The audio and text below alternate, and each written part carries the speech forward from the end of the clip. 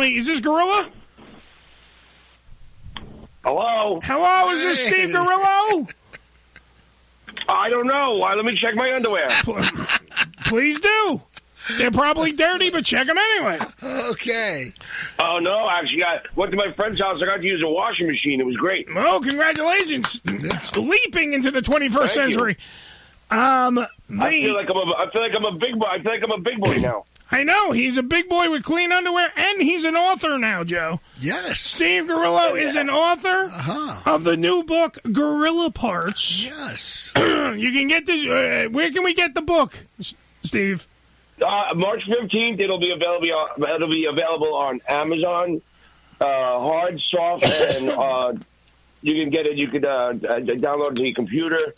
And I just got back. I have one more day of an Audible session. It'll be on Audible as well. Hopefully be done by March 15th and set up as well. So it's coming up real fast, brother. Nice. I like, because you know what it is? I'm going to tell you right now. I read most of the book, all right, but I had to read it in shifts. Of course, I made a beeline to the Stern Show stuff, because let's face it, that's how people know you. But that's why I don't want to give away too much of the book. I mean, there's parts about you growing up in Canarsie, your childhood, everything that made Steve Gorillo, Steve Gorillo. Let's be honest. I don't want to give too much of the book away though, because I want people to actually read the book.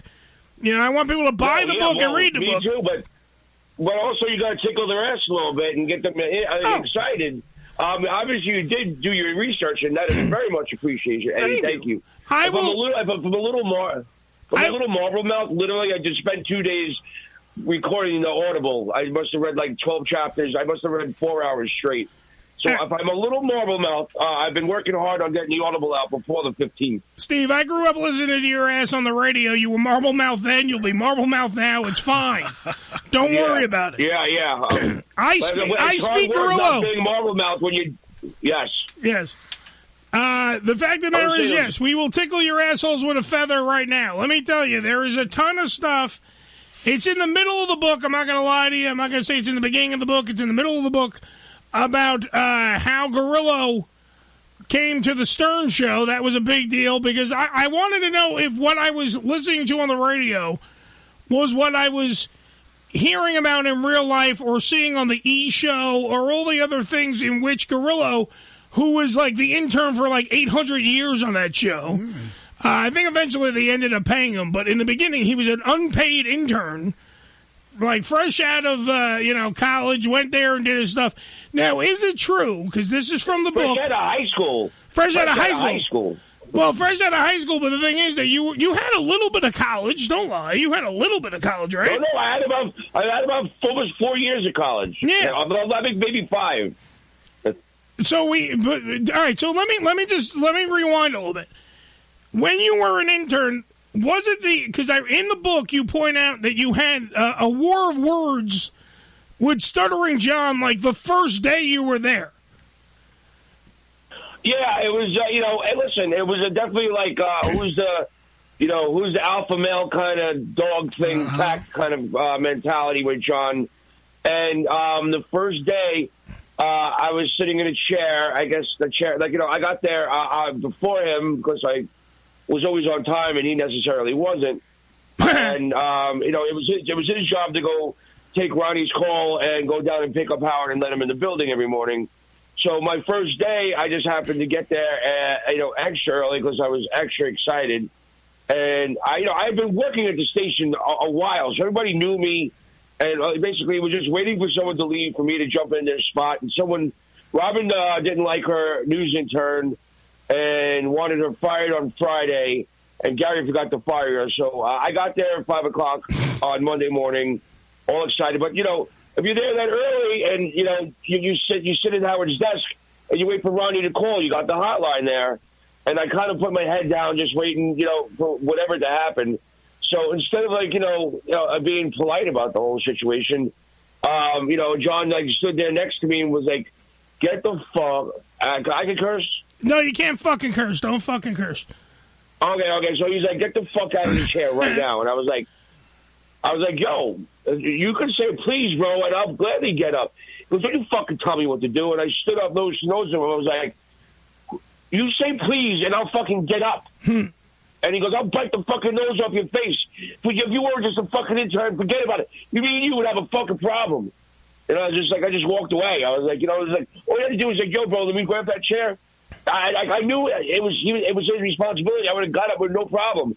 But he stood there like with a scowl and was like, get up out of that fucking chair now. Yeah. Now, Joe, I didn't know. I didn't know John. We had we saw each other in the hallway and did he did, they would do an event and I'd be promotions PA and I knew him. I knew he knew me, of him. But he didn't know me. Yeah. Now, Joe, just so you're playing at home, that was Stuttering John, who worked on the Howard Stern show. I know. I just want to pay attention that I want you to be awake. Well, just making sure. I was just thinking in my world, I'm from Brooklyn too. You talk like that to somebody, you gotta get knocked the fuck out. Get a chair busted over your fucking exactly. head. And that's I'm from Brooklyn. You don't just do that. No. And this is a kid from Canarsie that literally will get up and fight you, and this is his first goddamn day so he almost had an altercation the first day. Stuttering John's last day. Exactly. And that's the thing. Stuttering John, that was his thing. He would try to intimidate everybody. He was, he's crazy. He's gonna do shit. And then you got Grillo's fucking crazy too. He does. Yeah, he does play crazy better than I do. I will say that. Yes, that's true. Now, what's your relationship with John now? It was good for half a minute, and then I guess when Shuli and all those guys started, doing the Dabbleverse, I guess is that what they call it? Yeah, I think so. I didn't understand all that, but I do know that John was. It was started to get into John, and all of a sudden, one day, John called me up and gave me ultimatum that that. By no circumstances was I allowed to go on Shuli's show. And I was like, you left a message. I actually still have it. And I was like, at first I was like, I didn't like what they were doing because they were actually jeopardizing jobs that he could possibly get. He'd stand up, jobs. They'd have people calling up and complain, and he'd get shit canceled and stuff like that. The man's got kids. He's got to make a living. It's one thing to break people's balls on the air, but if you're stopping a man from making money and putting it in his pocket, that's not cool. Yeah, but that's what happened. And I understand that, but then John just doesn't know how to stop throwing rocks at the Beehive, So Shuli got to the point where, I'm just going to dedicate a whole damn show to making your life miserable. Yeah, and that's what happened. It became more than a war of words, though. That's my point. Stuttering John showed up in L.A. when they were in L.A. and went after Shuli, and not went after him physically, was going to harm him, but they have an edict to stay away from Stuttering John, and Stuttering John shows up in a hotel lobby that Shuli was at doing work. He's doing audio for something, and it literally went beyond a fucking radio show or podcasts or whatever the fuck we're up to now. And that's this weird kind of world where this animosity and this anger and everything else is now boiling over. We have, perfect example. We have on this show, Melrose Larry Green calls us all the time, right? Because he loves our show. He loves me, especially, and everything. You and him had fucking thing, right? You two didn't get along? Yeah. Yeah, so is that still going on? Again, the man's not 100% stable. Let's get that right. He never was. Anybody that would stand on the street with signs all day long is not 100%. So when I know someone that's not when I know someone that's that unstable, okay, I have there's red flags all in my brain. So he was outside for a week. And 9 out of 10 times I had to deal with these guys, whether they can come on and stuff like that. Gary somehow promised him that he was going to get him on, and now it's Friday. The show's packed, and Howard wants to get out of there. Robin's in the news, and Melrose realizes it's his last time to get on, and he comes up to the station, and I go, Gary really should have been the one to go out and tell him no, but Gary's like, I can't deal with him. You go out and tell him I said that it's not happening. I'm sorry. So I went out there very sympathetic. I was like, yo, Melrose, man, I'm so sorry. You know, Gary said that the show's packed, and he's not going to be able to get to you, man. He got mad at me. Go, you cocksucking motherfucker. You fucking cocksucker. I was like, what? I was just really nice to you, bro. What are you talking about? It says in my decision I don't run the show. He goes, yeah. Wait till I see you on the fucking street. Wait till I'm going to fuck you up, you cocksucker. So, and as he's fucking motherfuckering me as he gets into the elevator, and he's saying, wait till I fucking get my hands on you kind of shit. And I don't take shit like that lightly from anybody, let alone a mental patient. There you go. Because, I got a lot of shit going on in my brain. I got a lot of things. So if I run down to the store, I don't know if this guy's going to hit me in the back with a lead pipe, you know? Yeah. Or just fucking jump me and try to claw my eyes out. He's unstable. So I said, you know what? Because I had to go down and get Howard's like lunch or whatever. And I saw him on the corner. And now it's probably like 9 o'clock where Madison Avenue, everybody's on their way to the office. You know what I'm saying? It was a summer day, and it was just like tourists and office people. There's everybody. The sidewalk was packed. And I saw him out of the crowd, and I said, you know what? I'm going to nip this shit in the bud. I'm going to let him know exactly how crazy I am. And I said, you want to jump, motherfucker, jump. You're going to fuck me up right now. I was like, if I don't let this guy know that I'm not that guy to roll up on, like, I wanted to scare the crap out of him, and I kind of did. But in the process, a little crowd gathered right on the corner of the radio station, and one of the head sales ladies was walking by, and she grabbed me and she pulled me. She's like, are you nuts? You so many people are around you. You're representing this radio station. You can get fired for something like this. Go upstairs. Get out of here. Go. Like, she was really cool. Like, I really liked her. She was looking out for me. But I said, you want crazy? I'll give you crazy. Then we can figure things out on the floor. Well, see, this is why you got to read Gorilla Parts, because you're going to learn where Gorilla's craziness comes from, where the whole backstory of how he grew up, everything, growing up in Canarsie, growing up, his little time in the woods, a little shack that, that he loved. A lot of his life defining moments came out from all this stuff. So to learn more about him, I'm very surprised to hear that Melrose was Who's vicious. That? I can't hear whoever's in the background. That's Joe. He's very quiet. Joe, speak up. I'm on the microphone. Yeah, but you have microphone? Sounds like he's talking to him. Is he biting the pillow while he's there? No, sure. He's not that gay. I mean, but he does do stuff to me during the commercials. Gee, I sound good to me. Well, he can't hear you. So be louder for Gorilla, so he can hear you. What's your question, Joe? I was just haven't been part of the conversation. I don't hear anything. Like there's it sounds like I just hear you talking to somebody, and I don't know what they're saying. So I'll relay the message, Joe. What's your message? I was just saying, we know Larry, Melrose Larry, and he calls the show all the time, and he's always very friendly and very nice. I'm very surprised to hear that he would go up on somebody. Yeah, so Joe, hold on. What Joe is saying is that he's surprised that Larry would act like that. That's what he's saying.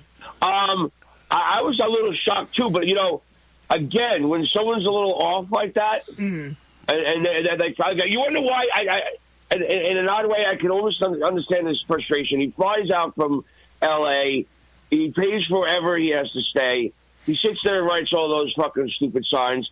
And he would get there, 5 o'clock in the morning and stay there until 12 o'clock in the afternoon, standing on the corner with his signs promoting the crap out of the radio station. And he did that for years in L.A. and stuff like that. But again, like I said, anybody that would do that has got a little bit of a screw loose. Yeah. And I never had to, but I think that it was like the fact that he was promised to come up to the radio all week, and Gary kept forgetting, and this was his last chance because he was going back to L.A. He got pissed where he really should have taken it out on Gary, but he decided to take it on me, and he flipped his switch. He got his Jew muscles up, and he was ready to roll. There you go. Yeah. By the way, just if everyone's just tuning in now, we're talking to Steve Gorillo, former intern of the Howard Stern Show, and now, of course, author of Gorilla Parts. You can get the book ASAP. It's coming soon. He's doing the audio book as we, that's why he's marble mouthed a little bit. He's doing it as we speak. Yeah, no, worse than normal. Yes, well, a little bit worse. I want to ask you a question. I watched something, and I got to ask if this is an actual true story or something that was just put in. Did you one time get cursed out by Imus as a kid?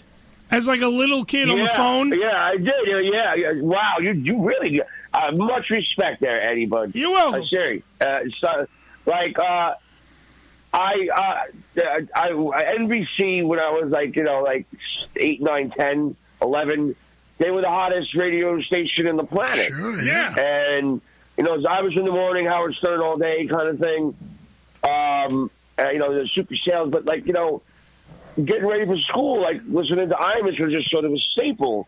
So, my mom would always sleep in. I'd have to get my sister dressed and then feed her. I'd feed her breakfast, and we'd walk to school together. And Imus was giving away McDonald's, like coupons or something? Yeah, coupons. Like a big coupon book, for the pancakes, for an English muff, it was like a whole big coupon book. Cool. And it was like nothing. But I guess they were getting, McDonald's was a sponsor. And so I had a rotary phone. So my sister's eating breakfast, and I'm like, my cereal's getting a little soggy, but I just sat there, going, and all of a sudden it was like, WNBC, you're the winner, please hold. And I'm like, Mom, get down here. And my mom turned on the radio, and I was just like, oh, congratulations, what's your name? I'm like, 10-year-old Steve Gorillo. Oh, we got a child on the phone. That's just great. Anyway, Steve, congratulations. You won your McDonald's coupon book. Stay on hold. And I was like, oh, my God. And my mother's on the phone. and Imus said something, goes, all right, you little fucking shit. Just give me your goddamn name and your address. I don't want to hear any audio. I don't want to get any fucking shit from you. You understand? Just give me your fucking information. And I was like, what? He might have been on a little coke. No, that was Imus. That's the way it was. It might have been. Yeah. This is off the air, by the way. This is off the air. He's yelling at me. Of course, yeah. And he goes, come on, you little shit, don't give me any problems. Just give me your name and your address so we can get this over with, And he was like yelling. And I was like, humming, and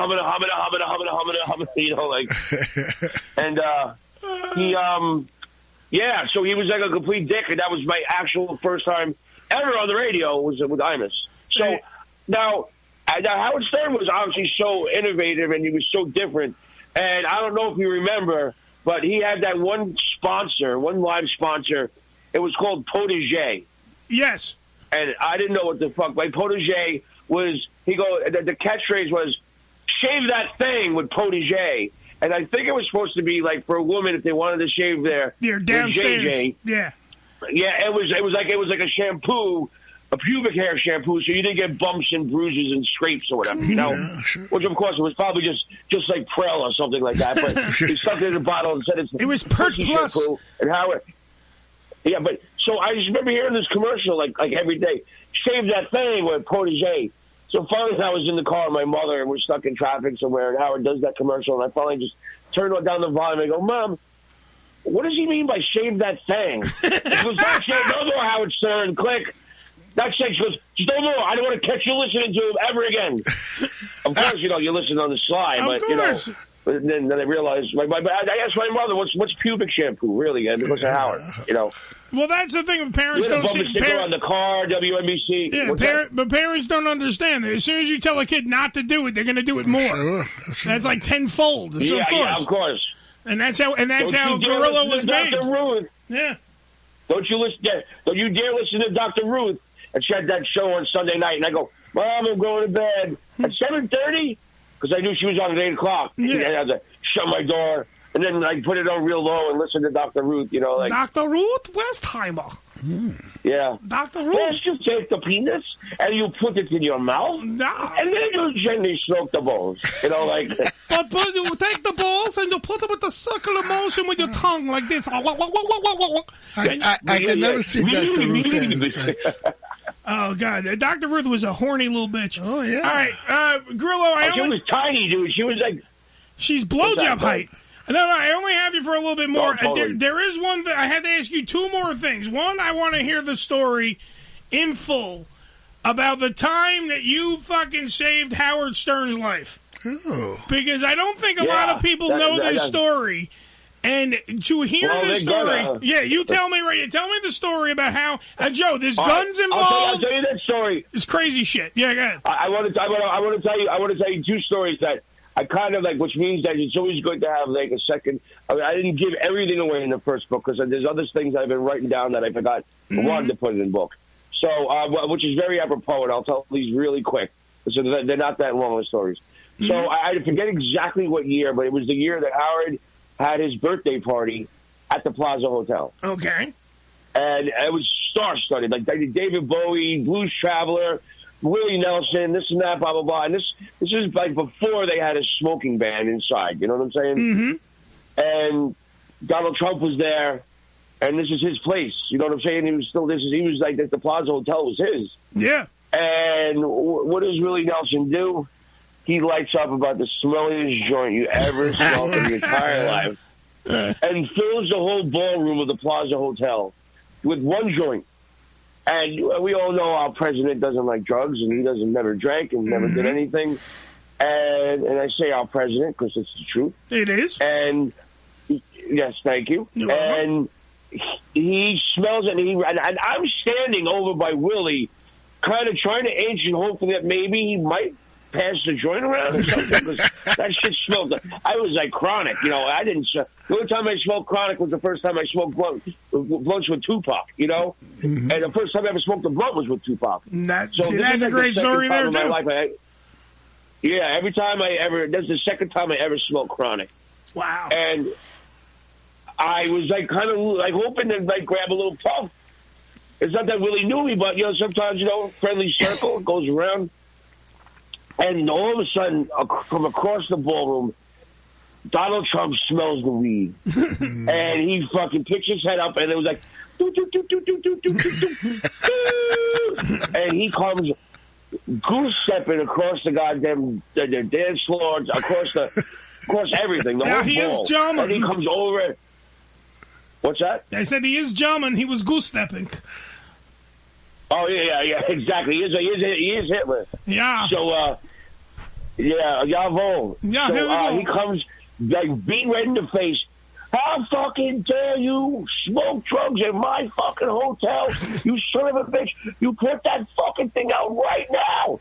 Right now. You hear me? Right now. And Willie Nelson did the coolest thing ever. He took one last hit of the joint, blew it towards Donald, and then put it out on the tablecloth. That's why fucking Willie Nelson's a goddamn outlaw. That's why. Like, yeah. And then later on, I was walking Howard out. Like he had a bunch of. It was his birthday, so he had like shit that he wanted to take home. Yeah. And I had it there. And I had his coat. And Ronnie was in front, where with the limo outside. Me and Ronnie were about to escort him out of the building. And all of a sudden, this crazed lunatic comes over and starts pulling on Howard's fucking jacket. Oh, Howard. Wow, this is a crazed lunatic. I grabbed him by both his collars. I ripped him off Howard, and I started pushing him back, and the guy got so fucking mad. Get the fuck off me. Who the fuck do you think you are? And I just kept grabbing him. I was about to fucking sweep his legs, throw him on the floor. And Howard goes, no. It was Tommy Mottola. Really? I was just about to fucking throw Tommy. I was 2 seconds away from. I had him by the collar, and I already had my leg behind. I was about to hip toss him to the ground, and I was like, "No, stop!" But he came up to Howard like a 15-year-old schoolgirl. Canarsie strikes again. Instead of going, "Hey, Howard," you know, this is the guy. This guy's the head of Sony Records. He came over like he was like a fangirl. Yeah, he got high with Willie. So I grabbed him. Yeah. He was all drugged up with Willie Nelson. I almost got put in the trunk by Tommy Mottola. Nice. All right, so that's an instance. So that's an instance of you doing that. Yeah, tell the story. So the story is, you know, I had to get there before everybody. You know what I'm saying? And most of the time, sometimes I just go there from like coming from the China Club or something. But I was living on 2-hour naps, and I was definitely at Scores the night before, and I probably got home at like 1:30 and took a nap and got up at 4 o'clock, and then got ready and went to the radio station. And I remember I was running like a little late, and Ronnie would call anywhere between 5:10 and 5:25. So I always like to be there at 5 o'clock because you never know if Ronnie was early. Of course. So I got there at like 5:15, and Ronnie had already called once. But as I was coming in, rushing in, there was a car parked directly in front of 600 Madison. Not to the side, not to the, directly in front of 600 Madison. To me, it was a red flag. Mm-hmm. So I got upstairs, and Ronnie was already almost. He was getting close to 600 Madison. He goes, "What the fuck? I already called, man. What the fuck?" I was like, "Are you there? Are you there?" I said, "Yo, Ronnie, come around the back." He was like, "Oh, come on, are you fucking serious?" I was like, "There's a car out front. Just come around the back. It could be nothing, but this is what we do." So there was fans out front. Come around the back, and it's not like Howard's trying to board his fans, but it's like 5 o'clock in the morning. Mm-hmm. What kind of crazy people are out at 5 o'clock in the morning? So you and Howard, the car was just parked. Yeah. The car was just parked too directly in front of 600. So Ronnie gave me shit because now he has to go down and around and all the way around and come back up 58th Street. It's another 6 minutes out of his lonesome day. But he came around the back at the back entrance on 58th Street, basically where the cargo, where they drop off the garbage and all that, they get like the freight elevators and shit. Yeah, the freight elevator, yeah. And by the time the limo pulled out, the guy in the car realized that he got out of the car because it was getting late, and he must have eyeballed the place because he knew exactly what time Howard was getting there, and the fact that it was 5:25 and he wasn't there yet, he was sus. He fucking got out and he was standing on the corner of 58th and Madison, looking down. He was trying to gauge which way he was going to come. He was getting nervous. So when we pulled up in the limo on 58th Street, he realized he didn't have enough time to run to his car. So he just decided to scream, "Howard Stern, you motherfucker, I'm going to fucking kill you." And he just started running, sprinting towards me, Howard, and Ronnie. And we were all just like, huh? And then I realized he's got legs on him. And I go, "Oh, shit, Howard, get in the fucking building. Get in the fucking building. Go now." It's I run in and I'm screaming to the security guard, "James, close the fucking gate now. Close the gate now." And I get Howard through the service door. And I'm standing at the service door, and now the gate's starting to come down. It was totally Indiana Jones, And the gate's coming down, and about shoulder length, I see Ronnie grab the guy. And God bless Ronnie. And he grabs the guy, and there was a struggle, and the gate's going down. So now I shut the door, and I hold the door, and I'm like, "Howard, get the fuck upstairs." It was a corridor, then the lobby, then you go upstairs. And I'm holding the door because I don't know if the guy squirreled away from Ronnie, and he got underneath the gate. Now he's going to start kicking in the door. I was holding it. And trying to invite Howard some time. And then finally I held it. And I didn't hear anything. And I looked. He didn't get in. Ronnie did his job. Good job, Ronnie, Mm-hmm. And then I get in the lobby. Howard's got his gun out. He's freaking out. I was like, "Yo, put that shit away, bro." I was like, "Let's go upstairs." So Howard pulled his gun? Howard had his gun?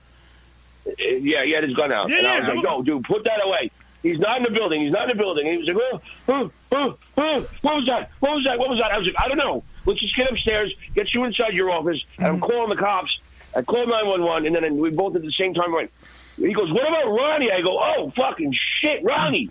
And I went downstairs, and I guess, luck just was there that morning. And there was a bunch of city marshals that were across the street, at a coffee cart, planning their day.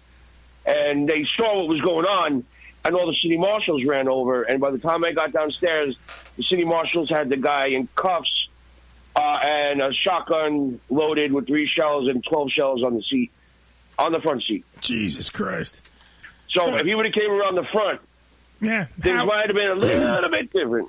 Yeah, Howard definitely would have been dead. It would have been the end of everything. That they wouldn't be Howard on Sirius XM. They wouldn't be anything. So, what's your relationship with Howard now? Howard? Who? Yes, I figured that. Yeah, listen, I left that show because I wanted to keep that ace in my back pocket because I knew, I wasn't going to, if they weren't going to take care of me and put me on a staff salary and treat me like give me a position that I definitely earned, which they never did, or pay me for the hours that I worked, which they never did. And no one was sticking up for me. I had the adult revelation at about 27 or 28 years old, after being there all that long, that if I continue this path, it's going to get ugly, because I'm going to just get angrier and angrier, and they're going to fire me. It's going to be a big deal. And if they fire me, I'll never be able to come back here and use this show to help out whatever project I'm working on in the future. There you go.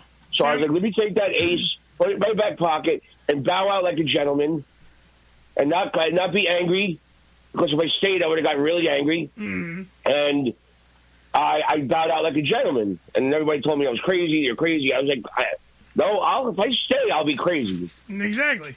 And so, Grillo, we got to wrap this up, just because I got other stuff I have in the wings. I don't want to fucking rush you, but I do want to say, did you do that cartoon guy yet? Yes, the cartoon guy was before. So if you go to Ham Radio Show, okay, no. Yeah. My cousin, I guess he was a big fan of his. My cousin, I gave him. He's 17 years old. He's about to graduate high school, but he's really good with the computer. So I gave him all the videos that I've been shooting, and I'm letting him handle my social media. He's doing such a great job. And when he found out that guy was on, he wanted it. He was like, "Oh, could you do Foop for me?" And I was like, "I don't know who that is. I got to concentrate on selling the book." But I'm like, Ryan, if you're listening, big ups.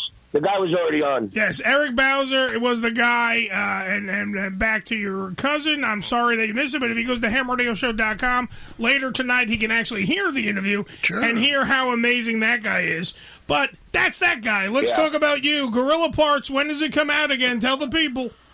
March 15th, bitches. March 15th, bitches. Next Saturday. You will be able to buy the hard and soft copy. I'm working diligently to get the Audible up. There's a good chance that it'll be up on the 15th. That's more. It's a lot of work. Of course, it's not hard work, but reading I was unaware that Audible had to be exact.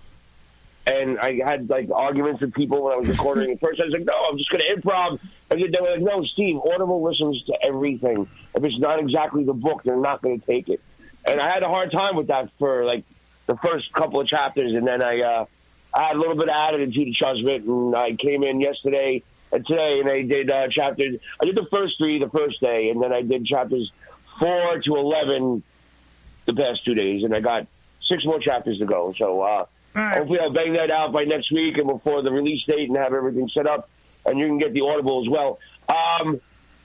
It's very entertaining, I think. I tell the stories. My book is very entertaining. I just wanted to tell everybody. Okay. This radio show is very entertaining, and the book is very entertaining. You need to check it out. Gorilla Parts is the book. March 15th, wherever you get your books, and you can get the Audible one hopefully before that, and then we'll be good to go. Yeah. All right, Grillo. Amazon will be the main. Yo, thank you, Eddie. I'll talk to you later, bud. I love you. I'll talk to you later, buddy. Love you too, pal. All right, see you later, buddy. Okay. Steve Gorillo, outstanding. Yeah, the only